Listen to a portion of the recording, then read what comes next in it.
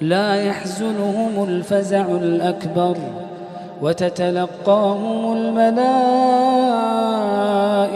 هذا يومكم الذي كنتم توعدون يوم نطوي السماء كطي السجل للكتب كما بدأنا أول خلق نعيده وعدا علينا إنا كنا فاعلين ولقد كتبنا في الزبور من بعد الذكر أن الأرض يرثها عبادي الصالحون إن في هذا لبلاغا لقوم عابدين